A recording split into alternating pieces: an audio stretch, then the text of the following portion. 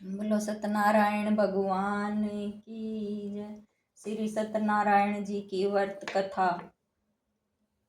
एक समय नेमि सारण तीर्थ में शौनकादित्य 88,000 ऋषियों ने श्री सूत जी से पूछा, हे प्रभु, इस कलयुग में वेद विद्या रहित मनुष्यों को प्रभु भक्ति किस प्रकार मिलेगी तथा उनका उद्धार कैसे होगा। इसलिए हे मुनि, कोई ऐसा तप कहिए जिससे थोड़े समय में ही पुण्य प्राप्त हो जावे तथा मन वांछित फल मिल जावे।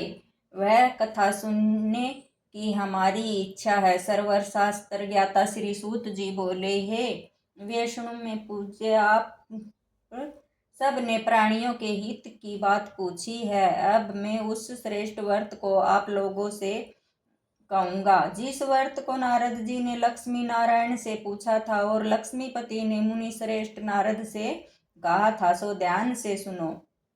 एक समय योगी राज नारद जी दूसरों के हित की इच्छा से अनेक लोकों में घूमते हुए मृत्यु लोक में आ पहुँचे।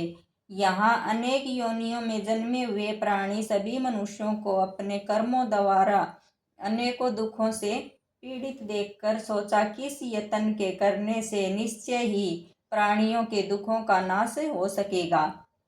ऐसा मन में सोचकर विष्णु लोक को गए। वहां श्वेत वर्ण और 4 भुजाओं वाले दैत्यों के ईर्ष्या नारायण को देखकर, जिनके हाथों में शंख चक्र गदा और पद थे तथा वर्णमालाएं पहने हुए थे, स्तुति करने लगे, हे भगवान, आप अत्यंत शक्ति से संपन्न हैं। मन तथा वाणी भी आपको नहीं पा सकती। आपका आदि मध्य अंत नहीं है। निर्गुण स्वरूप सृष्टि के आदिभूत व भक्तों के दुखों को नष्ट करने वाले हो, आपको नमस्कार है। नारद जी से इस प्रकार की स्तुति सुनकर विष्णु भगवान बोले, हे मुनि श्रेष्ठ, आपके मन में क्या है? आपका किस काम के लिए आगमन हुआ है? निसंकोच कहो। तब नारद मुनि बोले, मृत्युलोक में सब मनुष्य जो अनेक योनियों में पैदा हुए हैं, अपने अपने कर्मों के द्वारा अनेक प्रकार के दुखों से दुखी हो रहे हैं। हे नाथ, मुझ पर दया करते हो तो बतलाइए कि इन मनुष्यों के सब दुख थोड़े से ही प्रयत्न से कैसे दूर हो सकेंगे। श्री भगवान जी बोले, हे नारद, मनुष्यों की भलाई के लिए तुमने बहुत अच्छी बात पूछी है। जिस काम के करने से मनुष्य मोक्ष से छूट जाता है, वह मैं आप कहता हूँ, सुनो।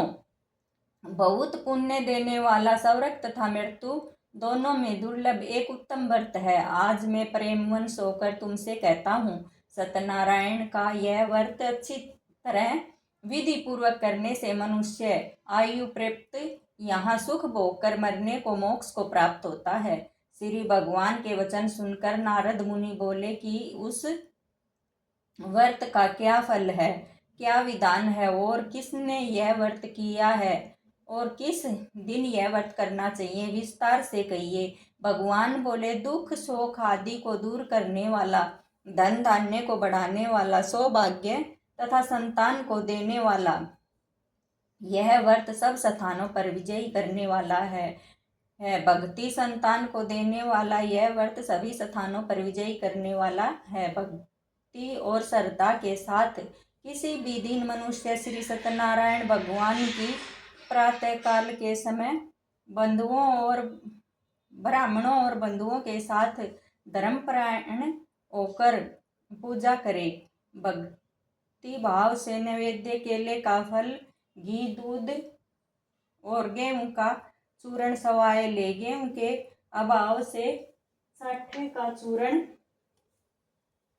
शक्कर तथा गुड़ ले और सब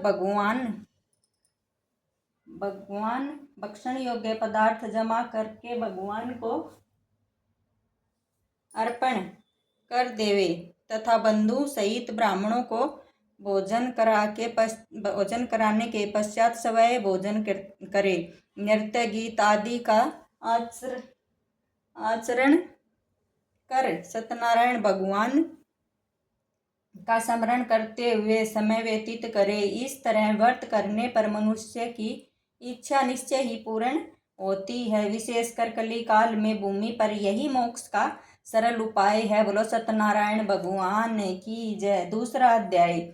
सूत जी बोले, हे ऋषियों, जिसने पहले समय में इस व्रत को किया है उसका इतिहास कहता हूँ, ध्यान से सुनो। सुंदर काशीपुर नगरी में एक अत्यंत निर्धन ब्राह्मण रहता था। वह भूख और प्यास से बेचैन हुआ नित्य पृथ्वी पर घूमता था। ब्राह्मणों से प्रेम करने वाले भगवान ने ब्राह्मण को दुखी देखकर बूढ़े ब्राह्मण का रूप धर उसके पास जा आदर के साथ पहुंचा। हे विप्रिय, नित्य दुखी हुआ पृथ्वी पर क्यों घूमता है? हे श्रेष्ठ ब्राह्मण, यह सब मुझसे कहो, मैं सुनना चाहता हूँ। ब्राह्मण बोला, मैं निर्धन ब्राह्मण हूँ, भिक्षा के लिए पृथ्वी पर फिरता हूँ। हे भगवान, यदि आप इसका कोई उपाय जानते हो तो कृपा कर कहिए। वृद्ध ब्राह्मण बोला कि सत्यनारायण भगवान मनमांसित फल देने वाले हैं, इसलिए हे ब्राह्मण, तू उनका पूजन कर, जिससे करने से मनुष्य सब दुखों से मुक्त हो जाता है। ब्राह्मण को व्रत का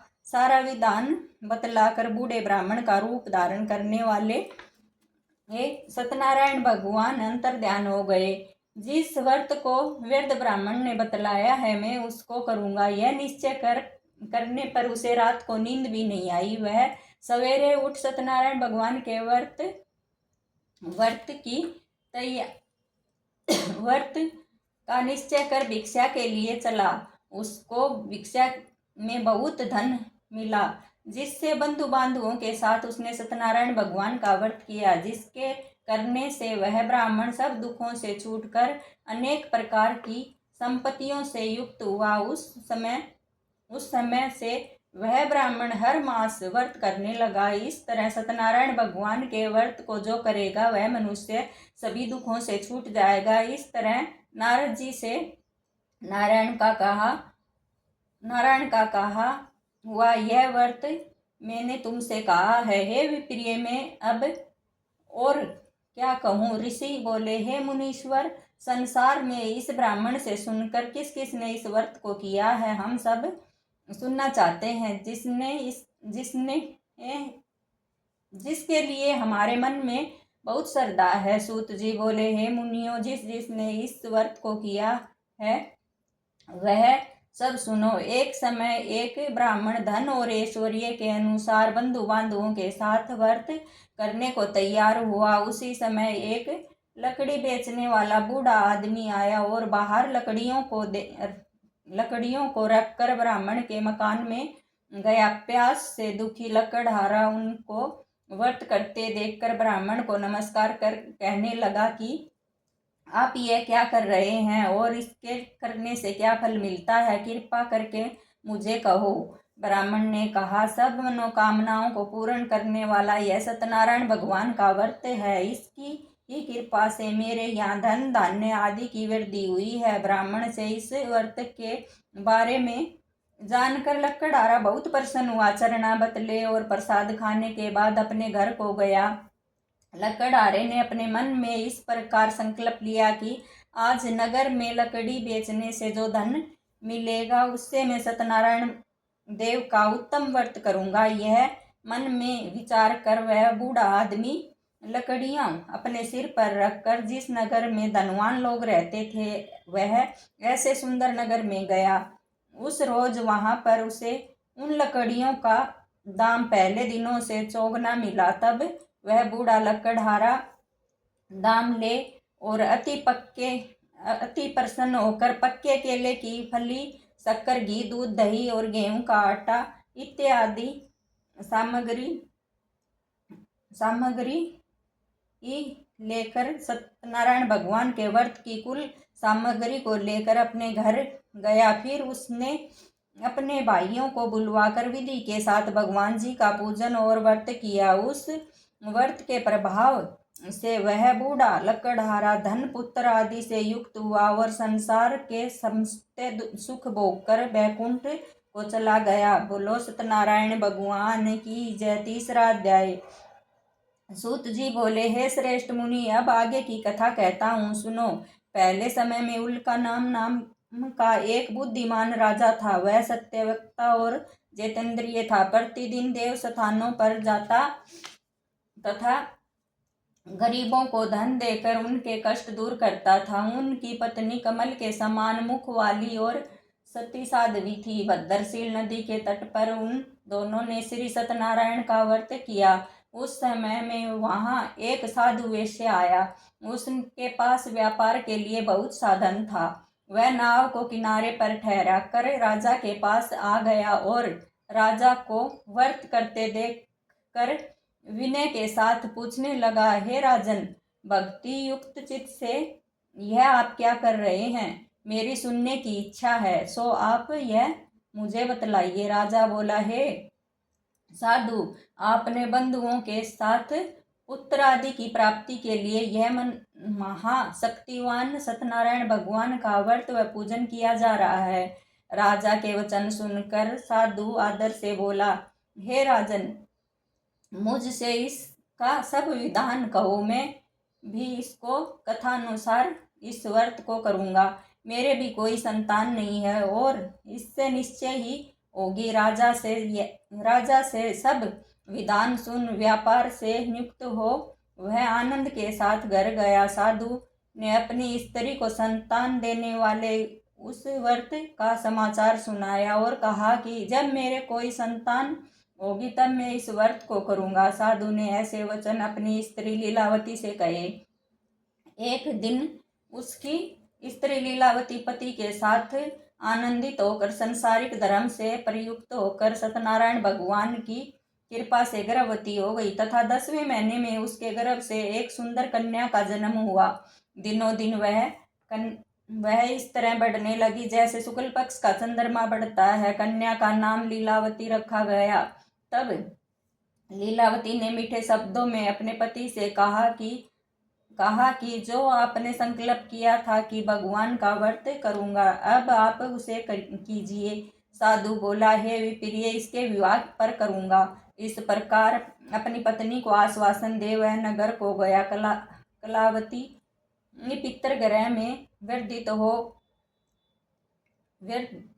को प्राप्त हो गई।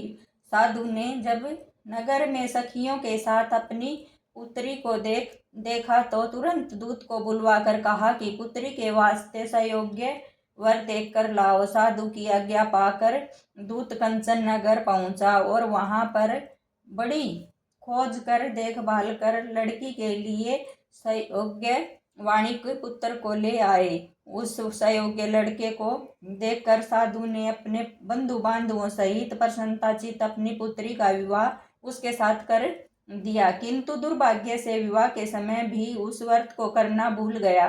तब श्री सत्यनारायण भगवान क्रोधित हो गए और शाप दिया कि तुम्हें दारुण दुख प्राप्त होगा। अपने कार्य में कुशल साधु बनिया जय माता सहित समुद्र के समीप सित्थर रतनपुर नगर में गए और वहां दोनों सुसर जमाई चंद्रकेतु राजा के उस नगर में व्यापार करने लगे। एक रोज भगवान सत्यनारायण की माया से प्रेरित कोई चोर राजा का धन चुराकर भागा जा रहा था, किंतु राजा के दूतों को आता देखकर चोरों ने घबराते हुए भागते हुए राजा के धन को वहीं चुपचाप रख दिया जहां वह ससुर जमाई ठहरे हुए थे। जब दूतों ने उस साधु वैश्य के पास राजा के धन को रखा देखा तो वे दोनों को बांध कर ले गए और प्रसन्नता से दौड़ते हुए राजा के समीप जाकर बोले, यह 2 चोर हम पकड़ कर ले आए हैं, कृपा आज्ञा दें। तब राजा की आज्ञा से उनको कठोर कारावास में डाल दिया और उनका सब धन छीन लिया। सत्यनारायण भगवान के शाप द्वारा उनकी पत्नी भी घर पर बहुत दुखी हुई और घर पर जो धन रखा था चोर चुरा कर ले गए। शारीरिक व मानसिक पीड़ा तथा भूख और प्यास से अति दुखित हो अन्न की चिंता में कलावती एक ब्राह्मण के घर गई। वहां उसने सत्यनारायण भगवान का व्रत होते देखा। फिर कथा सुन तथा प्रसाद ग्रहण कर रात को घर आई। माता ने कलावती से कहा, हे पुत्री, अब तक कहाँ थी? वह तेरे मन में क्या है? कलावती बोली, हे माता, एक ब्राह्मण के घर में श्री सत्यनारायण भगवान का व्रत और पूजन देखा है। कन्या के वचन सुनकर लीलावती भगवान के पूजन की तैयारी करने लगी। लीलावती ने परिवार और बंधुओं सहित श्री सत्यनारायण भगवान का पूजन किया और वर मांगा कि मेरे पति और मेरे दामाद शीघ्र ही आवे। साथ में प्रार्थना की कि हम सबका अपराध क्षमा करो। सत्यनारायण भगवान इस व्रत से संतुष्ट हो गए और राजा चंद्रकेतु को सपने में दर्शन देकर कहा कि हे राजा, दोनों वेश्यों को प्रातः ही छोड़ दो और उनका सब धन जो तुमने ग्रहण किया है दे दो, नहीं तो मैं तेरा धन, राज्य, पुत्र आदि नष्ट कर दूंगा। राजा से ऐसे वचन कहकर भगवान अंतर्ध्यान हो गए। प्रातः काल राजा चंद्रकेतु ने सभा में अपना सपन सुनाया। फिर दोनों वाणिक पुत्रों को कैद से मुक्त कर सभा कर दिया। दोनों ने आते ही नमस्कार किया और राजा से मीठे वचनों में बोला, हे महाविवन भाववंश, ऐसा कठिन दुख प्राप्त हुआ है, अब तुम्हें कोई भय नहीं। ऐसा कहकर राजा ने उनको नए नए वस्त्र आभूषण पहनाए तथा उनका जितना भी धन लिया था उससे दोगुना धन देकर आदर सहित विदा किया। दोनों वेश्य अपने घर को चल दिए। चौथा अध्याय। बोलो सत्यनारायण भगवान की जय। श्री सूत जी बोले, हे वेश्य ने मंगलाचार करके यात्रा आरंभ की और अपने नगर को चला। उनके थोड़ी दूर निकलते ही दंडी वेशधारी सत्यनारायण ने उनसे पूछा, हे प्रभु, तेरी नाव में क्या है? अभिमानिक वाणिक हंसता हुआ बोला, हे दंडी, आप क्यों पूछते हो? क्या धन लेने की इच्छा है? मेरी नाव में तो बेल पत्ते भरे हैं। वेश्य का कठोर वचन सुनकर भगवान ने कहा, तुम्हारा वचन सत्य हो। दंडी ऐसा कहकर वहां से दूर चला गया और कुछ दूर जाकर समुद्र के किनारे बैठ गया। दंडी के जाने पर वेश्य ने नित्य क्रिया करने के बाद नाव को ऊंची उठी देखकर अचंभा किया और नाव में बेल पत्ते आदि देखकर मूर्छित हो जमीन पर गिर पड़ा। फिर मूर्छा खुलने पर अत्यंत शोक प्रकट करने लगा। तब उसका दामाद बोला कि आप शोक न करें, यह दंडी का श्राप है, अंत उसकी शरण में चलना चाहिए, तभी हमारी मनोकामना पूरी होगी। दामाद के वचन सुनकर साधु वाणिक दंडी के पास पहुंचा और अत्यंत भक्ति भाव से नमस्कार करके बोला, हे भगवान, आपकी माया से मोहित ब्रह्मा आदि भी आपके रूप को नहीं जानते, तब मैं अज्ञानी कैसे जान सकता हूँ? आप प्रसन्न होइए, मैं समर्थ के अनुसार आपकी पूजा करूँगा। मेरी रक्षा करो और पहले के समान नौका में धन भर दो।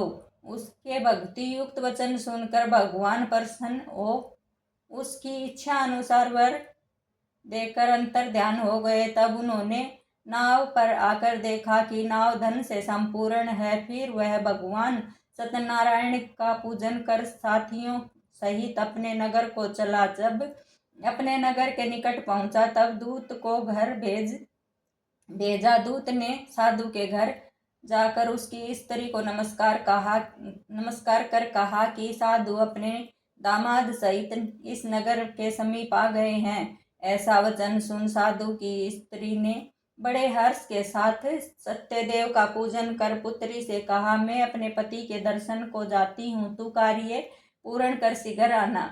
माता के ऐसे वचन सुनकर कलावती प्रसाद छोड़कर पति के पास गई। प्रसाद की अवज्ञा के कारण सत्यदेव ने रुष्ट हो उसके पति को नाव सहित पानी में डुबो दिया। कलावती अपने पति को न देखकर रोती हुई जमीन पर गिर गई। इस तरह नौका को डूबा हुआ तथा कन्या को रोता देख साधु दुखित हो बोला, हे प्रभु, मुझसे या मेरे परिवार से क्या भूल हुई है, उसे क्षमा करो। उसके दीन वचन सुनकर सत्यदेव प्रसन्न हो गए और आकाशवाणी हुई कि साधु, तेरी कन्या मेरे प्रसाद को छोड़कर आई है, इसलिए इसका पति अदृश्य हुआ है। यदि वह घर जाकर प्रसाद खाकर लौटे तो इससे पति अवश्य मिलेगा। ऐसी आकाशवाणी सुनकर कलावती ने घर पहुंचकर प्रसाद खाया, फिर आकर पति के दर्शन किए। तत्पश्चात साधु ने बंधु बांधवों सहित सत्यदेव का विधि पूर्वक पूजन किया। उस दिन से वह प्रत्येक पूर्णिमा को सत्यनारायण भगवान का पूजन व व्रत करने लगा। फिर इस लोक को सुख भोग कर अंत में स्वर्गलोक को गया। बोलो सत्यनारायण भगवान की जय। चौथा अध्याय पूरा हुआ। पांचवा अध्याय। सूत जी बोले, हे ऋषियों, मैं और भी कथा कहता हूँ, सुनो। प्रजा पालन में लीन धवज नाम का एक राजा था। उसने भी भगवान का प्रसाद त्याग कर बहुत दुख पाया। एक समय वन में जाकर वन्य पशुओं को मारकर बढ़ के नीचे आया। वहां उसने ग्वालों को भक्ति भाव से बंधुओं सहित सत्यनारायण भगवान का पूजन करते देखा। राजा देखकर भी अभिमानवश वहां नहीं गया और नहीं नमस्कार किया। तब ग्वालों ने भगवान को प्रसाद उसके सामने रखा तो वह प्रसाद को त्याग कर अपनी सुंदर नगरी को चला। वहां उसने अपना सब कुछ नष्ट पाया तो वह जान गया कि भगवान ने किया है। तब वह विश्वास कर ग्वालों के समीप गया और विधि पूर्वक पूजन कर प्रसाद खाया तो सत्यदेव की कृपा से पहले जैसा था वैसा ही हो गया। दीर्घ काल तक सुख भोग कर मरने को स्वर्गलोक को गया। तब मनुष्य इस परम दुर्लभ व्रत को करेगा। भगवान की कृपा से उसे धन धान्य की प्राप्ति होगी तथा उसकी सभी मनोकामनाएं पूर्ण होंगी। अंत में वैकुंठ धाम को जाता है। जिन्होंने पहले इस व्रत को किया है, अब उनके दूसरे जन्म की कथा कहता हूँ। व्यर्थ सत्यानंद ब्राह्मण ने सुदामा का जन्म लेकर मोक्ष को पाया। उनका मुख नाम का राजा दशरथ होकर वैकुंठ को प्राप्त हुआ। साधु नाम के वेश्य ने मोर ध्वज बनकर अपने पुत्र को आरे से चीरकर मोक्ष को प्राप्त किया। महाराजा दुर्धवज ने स्वयंभू होकर भगवान में भक्ति युक्त कर मोक्ष को प्राप्त किया। बोलो सत्यनारायण भगवान की जय। जय हो सत्यनारायण भगवान की।